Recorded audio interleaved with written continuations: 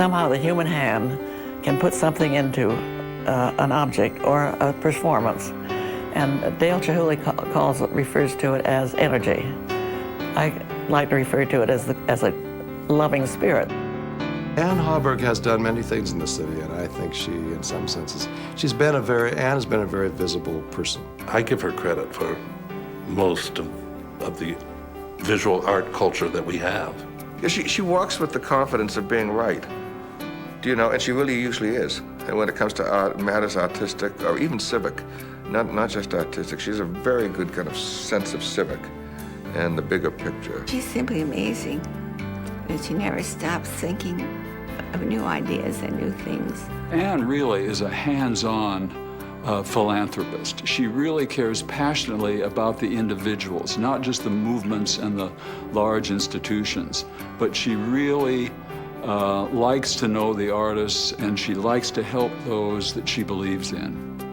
And she does. It doesn't matter whether it's, you know, taking a risk on an unknown artist or developing a new program like Pacific Arts Center or whatever it might be. She's willing to be on the last little smallest branch on that tree, hanging on, taking that risk. And sometimes it works and sometimes it doesn't, but she's willing to do it.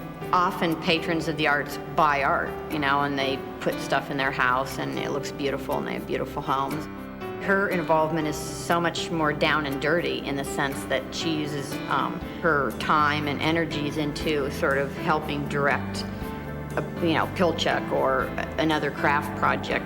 And I think it goes beyond simply supporting in the way we think about whether it's through purchases or commissions or other kinds, but wanting her life and all of our lives to be infused by the different perspective that artists might bring.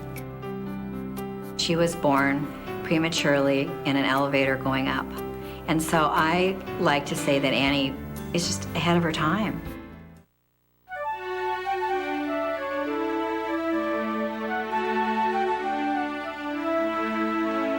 I was the 13th child born on November 13th. The first one named for Annie Laurie Westbrook Gould, who was my grandmother. She was a very strong-willed person, and I don't know how they worked this all out, but anyway, 2 daughters, married architects, and then my father was an architect. Her father built for his wife, Anne's mother, the house Topsfield on Bainbridge, the summer house, for a wedding present.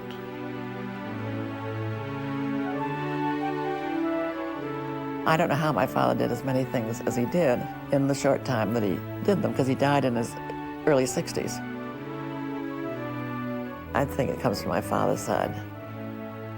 I think there's a gene in there somewhere that responds to the artistic world. I wanted to be an actress. I love the idea of the theater. I adore the theater. But that was not on Mother's list.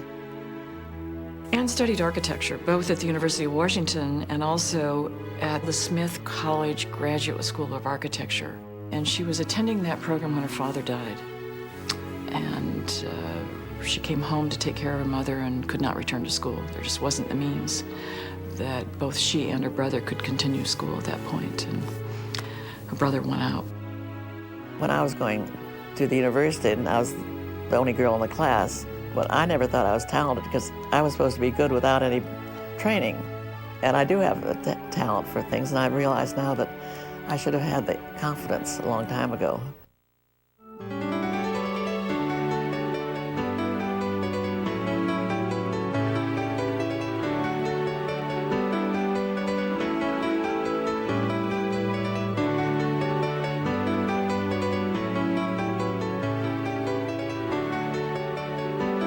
When she and John built the house in Madison Park in McGillivray in the 50s, certainly this very driving interest of hers had a powerful influence in the design. She commissioned a number of artists to design furniture. Warren Hill was instrumental in that, design lighting.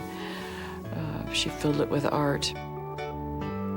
I asked John to put aside $5,000, and I went to 5 artists and said, "Can you do something for me for $1,000? I don't want to hassle this thing," and go back to John. and make things difficult. And so the 5 artists did.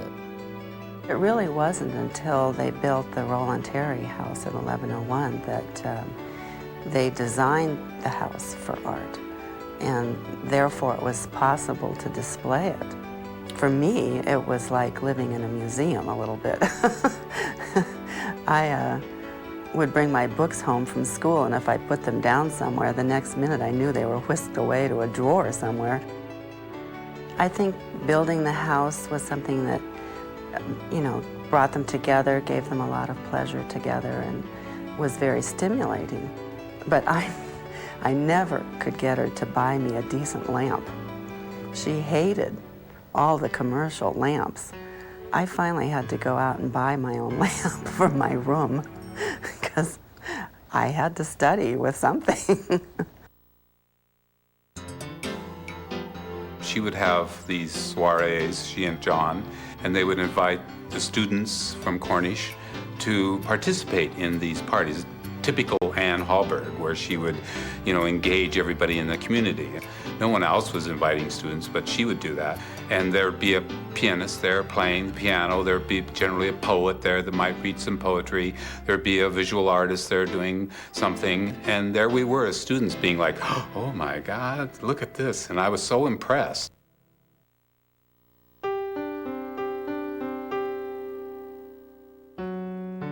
John and Anne started the Center for Child Development and Mental Retardation at the University of Washington. It came out of their having 2 children with severe challenges at birth, and Anne's determination that these children would not be institutionalized. Sue was never going to walk or talk, okay? That was a pretty tough little message. You'd go to these doctors that give you these elaborate written scripts that never told you what they were saying. Never had any meaning to me. And one of the concepts of the Baha'i faith is everybody shall be educated, okay? Well, at that time, there was no help. She's in her 50s now. And you put her in an institution and you forgot her. And I said, I'd give her a good education. Dad bought a little house out in the university district, which was called the Pilot School. And they brought several children together that were having the same problems. And those parents all banded together. And out of that pilot school and its research, that was the basis of the CDRMC. Myrene was able to structure Sue sequentially, and eventually she graduated from high school. We've got a wonderful horse for her now, and she's got a place lined with trophies and has the self-respect and is happy. It demonstrates her persistence, her determination to find, if the vision wasn't there then, that there ought to be an answer, that surely there were creative people in the fields who could do this if they were supported. It's not art, but her determination to support people who were thinking creatively, thinking on the frontiers, and determination to look for that frontier in other fields as well as art. There are many great patrons of the arts, but often they serve one particular area, but it's generally fairly narrow. With Anne, it's very broad. She'll make a choice to buy an artist's work. It's not about how much it costs, or who the person is, or where it came from, or what historical significance it has. It's more about the work. It's about what she sees, how she sees it. That's the difference. I just marvel. I think that her instincts, I've never known her to be on the wrong side of anything. Of course, that obviously means we agree. She was on the right side of looting the freeway, on the market, on historic preservation, on just about anything that's come up in the last, 30 years? When I see something that should be done, I try to do it. But I really need to have somebody help me do it because I didn't take any business in school. I didn't take any, lots of things that would make it possible to run a volunteer organization, which I was always connected to. She belonged to a lot of organizations, but this one that was near and dear to her heart was the Committee of 33. They were all women, and they did such a fantastic job of creating all kinds of good things for the community. I started the Committee of 33. I was on the Art Commission, and I saw the need. There's very important things that have to take place if you're going to have a good city, and people take it for granted. And the purpose was to beautify Seattle. Planting trees at Lake Union, we contributed to the fountain at Seattle Center. And this year we are contributing toward having all the beading on the screen at the new Opera House. It was just a small, fun group of ladies that had a common interest. I was here at the time that she was starting a movement to get the freeway lidded.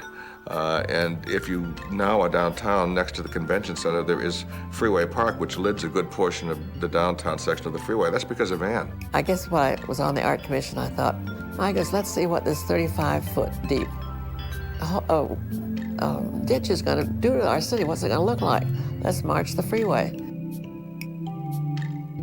We carried a green branch, I think, and there were about 200 of us. Ann got us all started. We had to do something to, when they cut through the city, to beautify it. She even hired people to march downtown, just to make sure there was a great crowd. I mean, that would be so typically her, and I'm sure they all had a French picnic when it was over. It wasn't until 1976 did we celebrate the lidding of the freeway. I know that she just made the city council's life miserable until that thing got done, and it's a wonderful testimony to Ann. She's persistent, she's charming, she's funny, she has humor, but she is absolutely relentless when there's something that she wants to accomplish. Ann got a bunch of her friends together, and they created the Friends of the Crafts, and for 3 summers had these great craft shows in what was then a leftover building from the fair. I think it was the Christian Science Pavilion. In 1960, when I started Friends of the Crafts, was the only 5 places that showed crafts in America. We kept at it for 10 years with volunteers, and we had a volunteer curator, marvelous Catherine Mutter. She put on good shows, and a lot of people joined it, but we couldn't get financial support.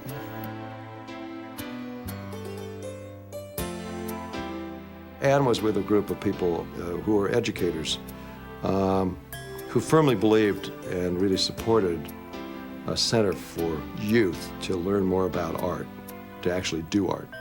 I first met Annie in the 70s. We were both on a committee for the 1977 bond issue to turn the Nile Temple into a children's art center. I was one of the early directors, and in my tenure, we developed an Ann Gould Hauberg gallery, and we conceptualized how to have a national board of artists. We had people like Merce Cunningham and Jack Leonard Larson and James Washington and Jacob Lawrence. And Annie was just always in the background supporting any vision that I had and coming up with huge visions of her own. What it does for children, it makes them into human beings. I mean, it makes them tolerant, it makes them aware, it makes them interesting themselves. It gives them their own life. It shouldn't even be a question. It's like reading, writing, arithmetic. It enlarges your mind and how you look at the world because you're looking at it through somebody else's eyes.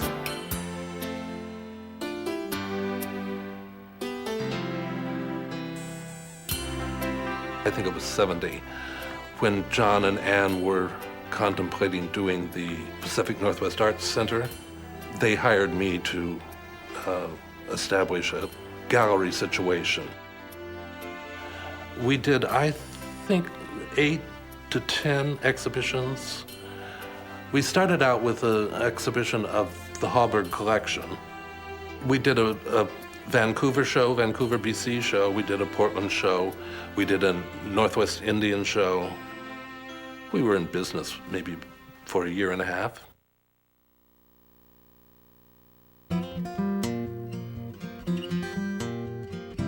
Jack Larson, famous fabric designer from Bremerton in Seattle, suggested that I contact the Haubergs, or else he contacted them, and they were interested, said that that I could do this little summer camp on their property, and they had 16,000 acres here. John and Ann had had discussion about some kind of art center to be on the land or some special use of it. They evolved with much talk, whether it's going to be just glass or is it going to be glass and something else. And we decided it would be just glass. We arrived here probably in June of '71 to start Pilchuck, and Hauberg had given us one of these farms. Dale had the ambition and John had the money, and I put it together. So I didn't have to work very hard. Dale worked very hard, and John was very generous. I'll give you the $7,000 that you owe the bank and the $25,000 for next year. And John picked up the tab like that for about 10 years in a row. Yeah, 1979, she was a student, and I was really taken by her tenacity to live in the accommodations at that era and come walking down the hill with her morning bag and all her things down to the lodge. And it's like, who is this woman? And why is she here? Because Pilchuck was pretty rough in 1979. We decided upon the site that the hot shop is now. In spite of the fact that we wouldn't have any housing or any utilities, or there was no gas, no phone, no electricity. The first year, Pilchuck, they brought all the things down that they had done, and we sold them at Friends of the Crafts for $2 and $3.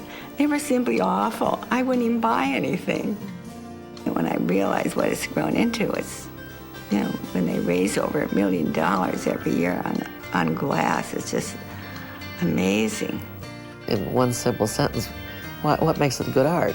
What makes a good athlete? What makes a good musician? Now, it's all a matter of a combination of things. And Dale has a hell of a big combination of things. The school created a totem pole to honor the founders of the school, Ann Hauberg, John Hauberg, and Dale Chihuly. And Annie's very proud of being on top. I think it's great that a woman is. And I think out of the years of Pilchuck and around the world, when glass has come away from being just a craft, it's more than what the general public thinks of a craft.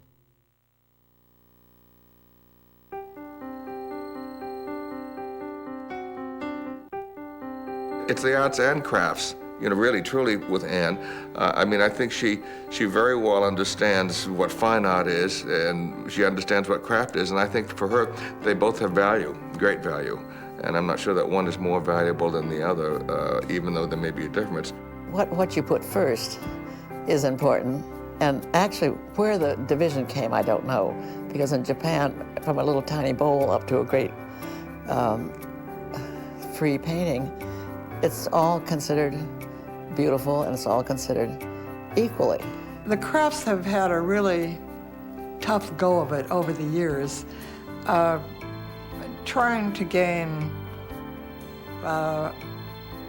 parity with the other arts, the so-called fine arts. It's really been a tough road. All of us who like the crafts have sort of had that issue sort of binding us together over the years, always ready to do battle for the crafts. And Anne was like that too. I mean, it all to her, in a way, is the same. And from that standpoint, it might make it more understandable about her concept of craft, because she's not talking about an object, you know, as this object is a craft object. She's talking about a point of view, you know, again, about living in a space that's crafted, sitting in a chair that's crafted. I started out in the crafts. I love the crafts. And I think the crafts can be considered art. Let's just put them in the same bag, because the fine art should have a craft to it, and the craft should have an art to it. I think she's always been interested in what's going on. She wants to know not only what the new art is, she wants to know the people who make it and talk to them about what it's about and why they do it. And she cares about how they're supported, too. I look at Annie not just as a collector of art, but really a collector of people. I mean, she just will meet someone, and if they're interesting, she just believes in them and then becomes completely involved in the process. Well, I think you get acquainted with the person. Sometimes you right away, and sometimes it takes a while. I think it's just like you make friends. Being there with the artist, for the artist, alongside the artist. Not telling the artist what to do, not telling them how much it should be, not defining it, but being there with them. That's what she does. Well, my father said this, and I repeat it. If you don't support your artists, you won't have them. And if I woke up in the morning and lived in some of these suburbs without any redeeming feature, I would walk off the end of the plank and drown myself. She was very sensitive to buy from exhibitions. I think she wanted to support the whole process, the gallery process and the artist and the museum. She was the first person to show up. She was the first person that bought a piece of art from me. This is Ramona Sahlberg's necklace, which I adore, but there's another one I wear quite frequently because it goes with everything. And then these are Nadine Correa's earrings. They're terribly simple. Anne's been there from the very beginning. She bought the first piece of jewelry I made when I graduated from the University of Washington. And it was a little enamel brooch. It's kind of a Voyager 1 out in space kind of thing. She immediately took me to see the work of Claire Falkenstein at the Polly Friedlander Gallery. I think she was trying to get me interested in glass, but I liked metal too much. A long time later, Anne persuaded me to purchase some large semi-precious stones. They were big, unwieldy, but beautiful. And I didn't know what to do with them until finally I thought, oh, I'll make little containers around them because I love making containers. So I did, and it was a momentous event for me because suddenly I started a whole new series that I'm still working on. And it all started from confronting those large stones. So, you know, without Anne, what would I have done? Flora and I were very early, some of the few women that became involved with Pilchuck on a level of, we were the first women to teach in the hot glass program there, glass blowing. You know, it's a sort of was a male-dominated thing at the time. And Annie was the first person from the outside, if you will, who I was aware of really picked up on the gender issue and championed that for us and had the tenacity to get up in front of a crowd and talk about us and our art and our influence as women in the arts. And so obviously that endeared her to us. I showed Annie a couple of little sculptures that I had done, miniatures. We went into her bedroom and she said, I need a piece of furniture for this area right here, and I need it to do these certain things, flat file paper. She always is trying to organize her life. And so I did a very quick drawing for her at the time, and she looked at it and she said, this is fabulous. Show me some more formal drawings and we'll move forward with it. I had not built any furniture before that time. I don't have an educational background in art. And she saw something in the little things that I showed her and had a belief in me that I didn't understand where it came from. And it was really quite wonderful and gave me a belief in myself that I could actually pull this off. And I think that is her gift, is being able to see what the artist can't in themselves. I've never known anyone to actually do as many things, attend as many things as she does. But that's always been a part of her, and her attendance has probably been as important as her buying or her other support.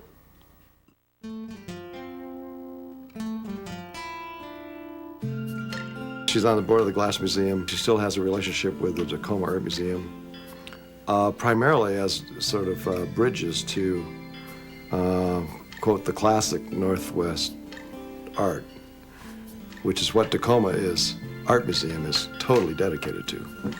Even though she didn't live in the city of Tacoma, she was a very active trustee and very committed. She offered her glass collection to the Tacoma Art Museum, so we worked on that. She offered other works of art to the museum, and as a curator, of course, I wanted to solicit those too and work with her. I remember early on going to conversations of opening a glass museum in Tacoma. She was always there at all these meetings and all these discussions. A lot of these projects, when they get started, they have great ideas and great expectations. And then when the realities of the costs start coming into play, they start compromising this or compromising that or doing away with this aspect of it. You know, well, she was there to make sure it didn't happen, that they didn't get rid of the cone, which they wanted to do. She said, no, I'll leave the board. I'm out of here. I'm going to quit. You can't get my support anymore if you're going to do that. And then, whoa, you know, okay, well, we'll keep the cone, you know. So she'd be the one that would make it happen. She's not out to please everyone. She's helping to define parameters. People don't like it necessarily sometimes. They resent her outspokenness sometimes. But in the end, it's what needed to be done. It's what makes the decision. It's what makes us move ahead. She's able to do that. We went back to a banquet where Annie was given the Visionary Award for the American Craft Museum, and she gave just a really incredibly articulate speech about architecture and shaping a city and how it's an honor to be in a position to create either a piece of art or a piece of architecture, and telling the audience to think about their cities. You know, and I was really proud to be sitting there. I want to put a circle around a part of Tacoma and say, okay, nobody can work in this section of the town because we should have the most beautiful city in the world. I mean, we've got everything. The green and the trees and the water and the mountains, everything. We know what we do. And the weather even. Okay. Nobody can work in that space unless, no banker, no contractor, no developer, unless he's taken the course, what is architecture? And passes it and puts it like a doctor and like a lawyer.